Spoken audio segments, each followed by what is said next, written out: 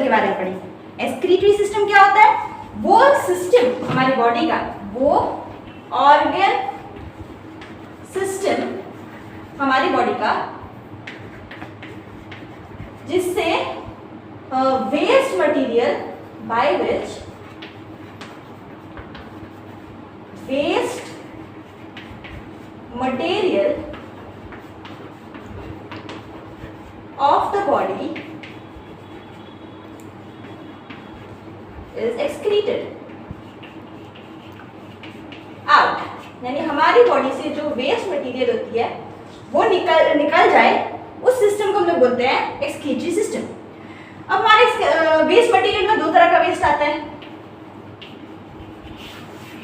एक तो solid waste और दूसरा लिक्विड वेस्ट। सॉलिड वेस्ट हमारे डाइजेस्टिव सिस्टम से ही इसका एक्सक्रीशन हो जाता है, इसके लिए हमें एक अलग से सिस्टम की जरूरत नहीं पड़ती। लेकिन लिक्विड वेस्ट के लिए और जो हमारे नाइट्रोजनस वेस्ट होते हैं जैसे कि अमोनिया या फिर यूरिया, ये सब जो होते हैं उसके लिए हमें एक स्पेशल सिस्टम की जरूरत होती है जो कि एक्सक्रीटरी सिस्टम।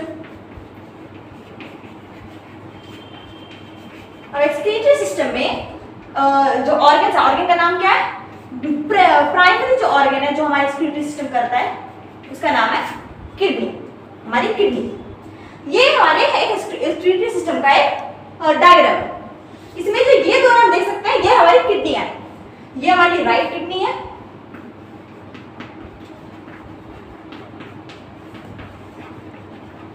और ये लेफ्ट किडनी।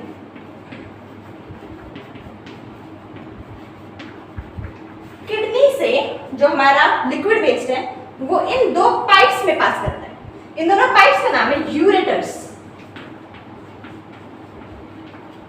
और ये दोनों पाइप्स खुलते हैं एक चेंबर में।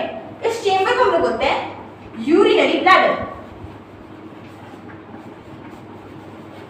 और इससे हमारी बॉडी से आउट हो जाता है लिक्विड वेस्ट, उसे उस पार्ट को हम लोग बोलते हैं यूरेथ्रा।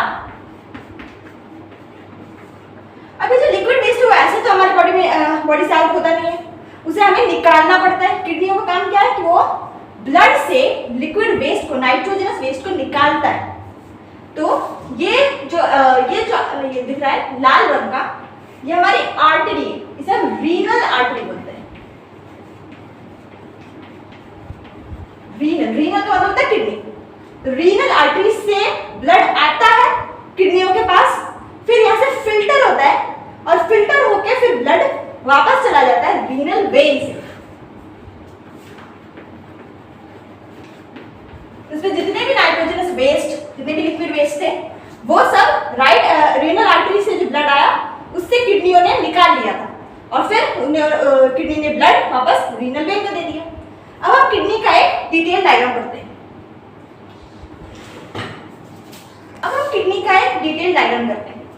ये किडनी का एक डिटेल, अगर हम किडनी को बीच से काटें तो किडनी ऐसी दिखती है। ये जो सबसे आउटर मोस्ट लेयर है, ये जो बाहर की लेयर है, इसे हम कॉर्टेक्स कहते हैं, और ये जो अंदर लेयर है इसे हम मेड्यूला कहते हैं।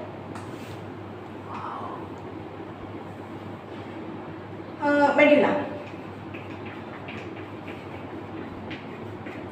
अब ये हम मेड्यूला में देख सकते हैं बहुत सारे ट्रायंगुलर स्ट्रक्चर है, इसे हम रीनल पिरामिड्स या फिर मेड्यूलरी पिरामिड्स बोलते हैं। ये ट्रायंगुलर स्ट्रक्चर है, ये अंदर वाली पार्ट मेड्यूला हुई, और ये जो ट्रायंगुलर स्ट्रक्चर्स हैं इसे क्या बोलते हैं? Renal pyramid. ठीक है। अब रीनल पिरामिड के बीच में जो खाली जगह में दिखती है, इस खाली जगह को बोलते हैं रीनल कॉलम।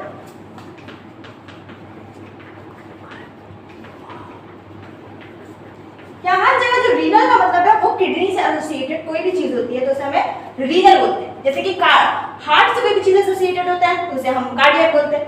उसी तरह से अगर हम किडनी की बात करें तो हर जगह रीनल यूज होता है। ये हो गया रीनल कॉलम।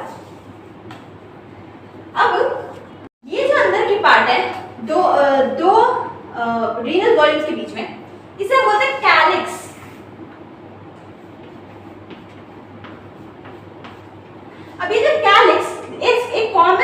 जुड़ रहा है सारे कैरेक्टर्स, इस कॉमन जगह को हम लोग बोलते हैं रीनल पेल्विस।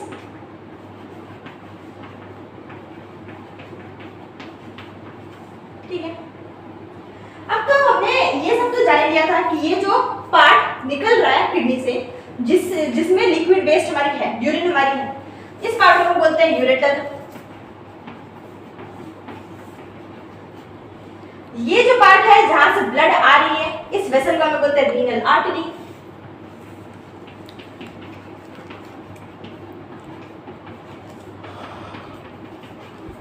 और जहां से ब्लड जा रही है उसे हम बोलते हैं रीनल वेन।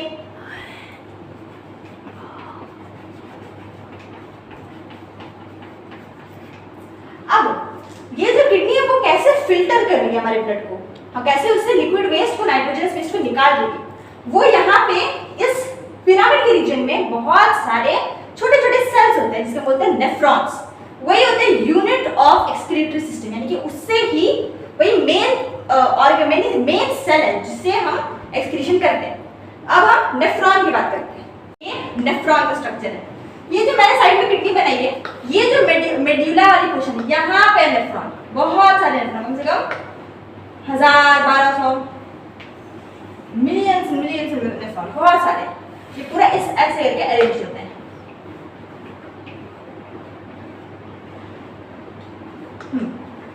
अब अगर मैं इस एक नेफ्रॉन को अगर मैं जूम करके देखूं तो ये कुछ ऐसा दिखेगा।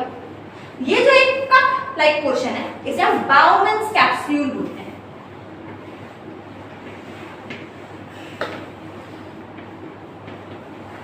बाउमन्स कैप्सूल, बाउमन्स कैप्सूल में कुछ नूडल्स जैसा दिख रहा है।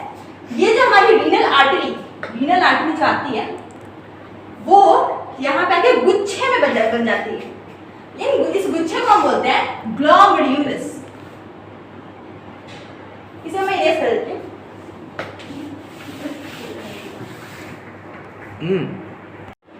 ये हम बोलते हैं glomerulus.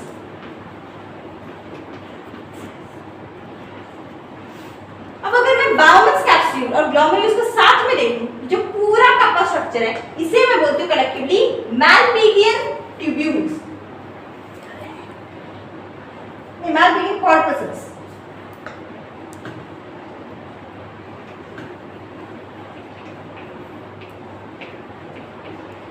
मैलपिगियन corpuscles, Malpighian tubules cockroaches में होता है। अब हम देख सकते हैं रीनल आर्टरी मोटी होती है, रीनल वेन जो होती है वो पतली होती है। क्यों ऐसा है? क्योंकि ताकि हमारा प्रेशर ग्रेडियंट बने। जब ज्यादा प्रेशर ग्रेडियंट होता है तब ये जो ब्लड है वो आसानी से फिल्टर आउट हो सकती है। इसीलिए हमारी रीनल आर्टरी, ये जो ब्लड आ रहा है वो रीनल आर्टरी से आता है और जाता है रीनल वेन से जाता है। तो रीनल आर्टरी हमारी मोटी होती है और रीनल वेन हमारी पतली होती है।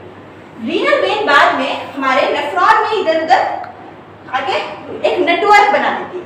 इस नेटवर्क को हम बोलते हैं, ये ब्लड कैपिलरीज की नेटवर्क।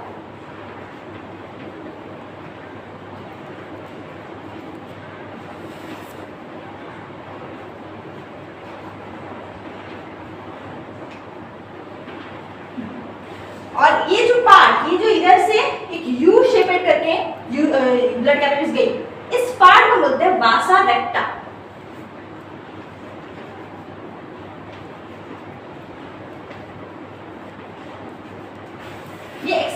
ये ब्लड को फिल्टर आउट करने में बहुत मदद करती है वासा रेक्टा। अब आते हैं, हम थोड़ा नीचे जाते हैं, बाउमन्स मैलपिगियन कॉर्पसेस से और नीचे। ये जो हमें हाईली कॉइल्ड एक लूप दिखी, ये पार्ट, इसे हम बोलते हैं पीसीटी। पीसीटी यानी कि प्रॉक्सिमल यानी कि पास। किसके पास? मैलपिगियन कॉर्पसेस के पास। तो प्रॉक्सिमल यानी कि पास। Proximal convoluted tubule. फिर एक सीधी एक यू शेपेड पार्ट गई। इस यू शेपेड पार्ट का बोलते हैं हम लोग लूप ऑफ हेनले या फिर हेनलेस लूप। अब जो हमारा एक और हेनलेस लूप जैसे गुजरी, एक और बहुत हाईली कॉइल्ड स्ट्रक्चर हमें दिखा। ये हाईली कॉइल्ड स्ट्रक्चर प्रॉक्सिमल थी नेफ्रॉन, इसे हमें प्रॉक्सिमल कॉन्वोल्यूटेड ट्यूब्यूल दिखी। ये वाली दूर है नेफ्रॉन से, इसलिए हमें दूर डिस्टल लिखना पड़ेगा। ये इसका नाम है डीसीटी यानी कि डिस्टल कॉन्वोल्यूटेड ट्यूब्यूल। ये डिस्टल कॉन्वोल्यूटेड ट्यूब्यूल बाद में एक कलेक्टिंग डक्ट से गुजरती है, जो कि एक साथ बहुत सारे नेफ्रॉन्स का, ये बहुत सारे नेफ्रॉन्स का मटेरियल साथ में लेके जाता है। अब अगर हम इसकी मैकेनिज्म की बात करते हैं, अब हम मैकेनिज्म ऑफ एक्सक्रीटरी सिस्टम पढ़ते हैं, मैकेनिज्म ऑफ नेफ्रॉन, कैसे नेफ्रॉन काम करता है। तो मैंने यहाँ पे मालपिघन कॉर्पसल की एक डिटेल डायग्राम बनाई। मालपिघन कॉर्पसल ऐसा दिखता है, ये पार्ट हमारा बाउंस कैप्सूल, ये हमारा ग्लोमेरुलस, ये जो बीच में पार्ट है इसे हम बोलते हैं, जो छोटे छोटे सेल्स हैं इसे हम बोलते हैं पोडोसाइट सेल्स। यही सेल्स क्या करते हैं, ब्लड से जितने भी डिफ्यूजन से आने वाले सामान होते हैं वो सबको ले लेते हैं। डिफ्यूजन में क्या क्या आ सकता है, डिफ्यूजन में हमारा पानी आ सकता है और साथ में अमोनिया वगैरह और हाइड्रोजन गैस, ये सब भी आ सकती है हमारी पोडोसाइट से डिफ्यूज होकर आती है। तो ये हुआ हमारा ग्लोमेरुलस, ये चीज और ये चीज है, ठीक है। ये जो पार्ट है, ये जो बीच का पार्ट है, इसे हम बेसमेंट मेम्ब्रेन बोलते हैं, बेसमेंट मेम्ब्रेन। अब ऐसा नहीं है कि यहाँ से चीजें खत्म हो गई, यहाँ से जो चीज निकलती है, यहाँ से जितना फिल्ट्रेट हम बोलते हैं, फिल्ट्रेट निकला, इसे हम ग्लोमेरुलर फिल्ट्रेट बोलते हैं। ये फिल्ट्रेट कि अगर मैं एक दिन में नापूं कि मेरा बॉडी से कितना ग्लोमेरुलर फिल्ट्रेट निकलता है, वो है 180 लीटर्स पर डे। ये बहुत हाई अमाउंट है। इतना अमाउंट अगर हमारे ब्लड से, किडनी से निकल जाए तो हम जी नहीं पाएंगे, डिहाइड्रेट हो जाएंगे। तो इतने बड़े अमाउंट को हम कैसे कम करते हैं, हमारी जो ये ग्लोमेरुलर फिल्ट्रेट हमारी होती है 180 लीटर्स पर डे, लेकिन जो हमारी यूरिन हमारी बॉडी से हर दिन निकलती है वो अबाउट 1.5 लीटर ही होती है, यानी कि 180 लीटर से 1.5 अबाउट 99% जो हमारी ग्लोमेरुलर फिल्ट्रेट होती है वो वापस से हमारे ब्लड में चली जाती है। ठीक है, ये यही काम होता है। ये जो 3 ट्यूब्स है हमारे, इनका यही काम होता है कि ये हमारे जो ग्लोमेरुलर फिल्ट्रेट है उससे जो हमारे काम की चीजें हैं वो सबको निकाल दे, और जो काम की नहीं है, जो निकल जानी चाहिए हमारी बॉडी से, वो सबको निकाल देता है। तो सबसे ज्यादा इस प्रोसेस को हम लोग बोलते हैं रीअब्जॉर्प्शन, जिससे जो एब्जॉर्ब्ड पार्ट है उसको वापस से रीअब्जॉर्ब करना, उसे बोलते हैं रीअब्जॉर्प्शन। रीअब्जॉर्प्शन सबसे ज्यादा होता है प्रॉक्सिमल कॉन्वोल्यूटेड ट्यूब्यूल में, पीसीटी में। क्यों होता है? क्योंकि इसमें बहुत सारे सेल्स होते हैं, सीलिएटेड एपिथेलियम होते हैं। सीलिएटेड क्या होता है? वो पार्ट, एक तरह का एक सेल में ऐसा पार्ट होता है जो कि ऐसे फ्लिप फ्लैप करके हमारे पार्ट्स, इसको मॉलिक्यूल्स को और पार्टिकल्स को लेके जाता है। तो ये पीसीटी में होता है प्रेजेंट, इसलिए पीसीटी में सबसे ज्यादा रीअब्जॉर्प्शन होता है। सीलिया होता है पीसीटी में, और साथ में माइक्रोविलाई होती है। ये जो मैंने बनाया ये है माइक्रोविलाई, ठीक है। तो पीसीटी में सबसे ज्यादा रीअब्जॉर्प्शन क्या क्या रीअब्जॉर्ब होता है? पहले तो बाइकार्बोनेट सॉल्ट्स हमारे रीअब्जॉर्ब वापस से ब्लड में चले जाते हैं, बाइकार्बोनेट सॉल्ट, ताकि हमारा ब्लड एसिडिक ना बने। ये क्या बेस, ये एक बेस है, बाइकार्बोनेट एक बेस होता है। हमारा ब्लड एसिडिक हो जाएगा अगर ये बाइकार्बोनेट हमारी किडनी के साथ, यूरिन के साथ निकल जाए तो। इसीलिए बाइकार्बोनेट को हमें वापस से किसे भेजना पड़ता है? हमारे ब्लड कैपिलरीज में, ब्लड के अंदर। और साथ में क्या निकल जाता है? NaCl, हमारी नाक, और वाटर ऑफ कोर्स वापस से अंदर, और यहाँ से भी और अब्जॉर्प्शन होती रहती है। क्या क्या? और भी ज्यादा अगर कोई अमोनिया बच गया या फिर और भी कोई एसिड, हमने बोला कि हमारा ब्लड को ज्यादा बेसिक होना चाहिए। एसिडिक ब्लड हमारे बॉडी के लिए सही नहीं। तो जितना भी एसिड कंपोनेंट कैसे होता है? जब हमारे हाइड्रोजन आयन प्रेजेंट हो हमारी बॉडी में, इसलिए हाइड्रोजन आयन को भी निकालने का काम किसका होता है? ये सारे ट्यूब्स का होता है। तो क्या क्या निकल गए हमारे? वापस से एब्जॉर्ब हो गए हाइड्रोजन आयन और अमोनिया, और वापस से निकल गए यानी कि ब्लड में चले गए वाटर, NaCl और बाइकार्बोनेट। फिर इसी तरह से हेनलेस लूप में जो डिसेंडिंग लिम्ब है, ये क्या डिसेंडिंग लिम्ब यानी कि नीचे जा रही है, इससे सिर्फ वाटर निकलता है, इससे NaCl नहीं निकल पाता, ठीक है। और जो असेंडिंग लिम्ब है इसमें सिर्फ NaCl निकलता है, इसमें वाटर नहीं निकल पाता, ये इसकी खासियत है, कैरेक्टरिस्टिक। फिर डिस्टल कन्वोल्यूटिव ट्यूब्यूल में भी वही काम होता है, वाटर या फिर बाइकार्बोनेट निकलता है और हाइड्रोजन या फिर अमोनिया डालता है वापस। हमारे कलेक्टेड ट्यूब्यूल का भी यही काम है, ये भी वाटर को या फिर हमारे अमोनिया को अंदर डालता है और वाटर को बाहर निकालता है। ये एक स्पेशल काम करता है, क्या काम करता है, ये यूरिया को भी बाहर निकालता है और वापस ये यूरिया हमारे ब्लड में हमारे इसमें आ जाती है, हेनलेस लूप में। क्यों होता है, इसकी मदद से हमारे जो साइकिल है चलता रहता है, इसे चलने में मदद मिलती है। इसीलिए ये कलेक्टिंग ट्यूब्यूल से हमेशा यूरिया बाहर निकलता है और वो वापस से रीअब्सॉर्ब होता है हमारी डिस्टल कन्वोल्यूटिव ट्यूब्यूल से। इसी तरह से जो ग्लोमेरुलर फिल्ट्रेट 180 लीटर्स की थी, यहाँ से 180 लीटर्स ऑफ फिल्ट्रेट निकला। आगे चलकर जो हमारे यूरिन बना तो वो सिर्फ 1.5 लीटर्स पर डे ही बना। अब हम डिजीजेस की बात करते हैं, किडनी से कौन कौन सी डिजीजेस हो सकती है। अब हम बात करते हैं डिसऑर्डर्स ऑफ एक्सक्रीटरी सिस्टम। सबसे पहले डिसऑर्डर्स हम ये वाला पढ़ते हैं, क्या है, रीनल फेलियर या फिर किडनी फेलियर। क्या होता है, जब किडनी के certain loss of kidney function, ये किडनी अचानक से काम करना बंद कर दे तो उसे हम बोलते हैं किडनी फेलियर या फिर रीनल फेलियर। दूसरे किडनी स्टोन्स, ये normally stones renal calculi region में होता है। ये क्या होता है, जब मिनरल डिपॉजिट्स हार्ड हो जाती है, मिनरल डिपॉजिट्स जैसे कि जो बाइकार्बोनेट आयंस वगैरह है, तो जब हार्ड हो जाती है जो यूरिन से पास आउट होती है और फिर इससे क्या होता है, यूरिन फ्लो ब्लॉक हो जाए, तब उसे हम बोलते हैं किडनी स्टोन्स। लास्ट में पढ़ते हैं यूरेमिया के बारे में। यूरेमिया जब किडनी सही से काम ना करे और ब्लड में यूरिया अक्यूमुलेट होने लगे तब उसे हम बोलते हैं यूरेमिया। इसके लिए हम करते हैं हीमोडायलिसिस। हीमोडायलिसिस को करते हैं हम, उसका जो इंस्ट्रूमेंट है उसका नाम है आर्टिफिशियल किडनी। अब ये आर्टिफिशियल किडनी कैसे काम करती है, आइए समझते हैं। तो आइए अब हम रिवाइज करते हैं हमने आज क्या क्या पढ़ा। एक्सक्रीटरी सिस्टम यानी कि किडनीज के बारे में आज हमने पढ़ा है। ये किडनीज की लोकेशन है। किडनी लंग्स के पीछे, लंग्स के नीचे एक मसल होती है डायाफ्राम नाम की, उसके पीछे होती है हमारी किडनीज। ये बहुत ज़्यादा अमेजिंग ऑर्गन है, ये बहुत तरह के काम करती है। ब्लड प्यूरिफिकेशन करती है, उसी के साथ ये ब्लड प्रोडक्शन में भी मदद करती है। ये विटामिन डी के मेटाबॉलिज्म और बोन हेल्थ में भी मदद करती है। साथ ही में ये ब्लड प्रेशर को रेगुलेट भी करती है। तो किडनीज बहुत ज़्यादा इंपॉर्टेंट होती है हमारी बॉडी के लिए।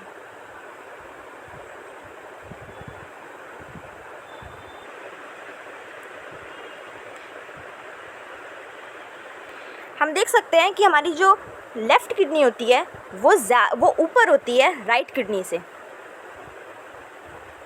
ये किडनी का इंटरनल स्ट्रक्चर है। हमें इसमें cortex, medulla, calyx, renal pyramids ये सब दिख रहा है। यह नेफ्रॉन, हमारी एक किडनी कम से कम millions to billions of nephron से बनी होती है। ये एक नेफ्रॉन का पार्ट है जिसमें हम Bowman's capsule, glomerulus, proximal tubule, loop of Henle और डिस्टल ट्यूब्यूल भी देख सकते हैं। साथ ही में बहुत सारे नेफ्रॉन्स को एक साथ कनेक्ट कौन करता है, कलेक्टिंग डक्ट। अगर हमारी किडनीज में मिनरल डिपॉजिट्स हो जाए, हार्डेंड मिनरल डिपॉजिट्स, तो उसे हम किडनी स्टोन्स कहते हैं। वो नॉर्मली हमारी कैलिक्स रीजन में होती है। लास्ट हमने बात की थी यूरेमिया यानी कि accumulation of urea in blood. तो उसे ठीक करते हैं by a process known as haemodialysis. ये हीमोडायलिसिस का प्रोसेस। इसमें हम क्या करते हैं, इसमें हम एक वेसल कनेक्ट करते हैं जिससे एक ब्लड जाती है डायलाइज़र में। डायलाइज़र क्या करता है, उसके अंदर से जितने भी वेस्ट मटेरियल होते हैं, यूरिया होती है, ब्लड से उसको निकालता है और फिर वापस से क्लीन ब्लड को ब्लड में डालता है। ये ब्लड क्लॉट क्यों नहीं होती डायलाइज़र में, क्योंकि इसमें हम हेपरिन नाम के एक केमिकल का यूज़ करते हैं। इसीलिए क्योंकि ये जो हमारा हीमोडायलिसिस है ये हमारी किडनी का फंक्शन कर रहा है, इसलिए इसे हम आर्टिफिशियल किडनी भी बोलते हैं। Thank you so much.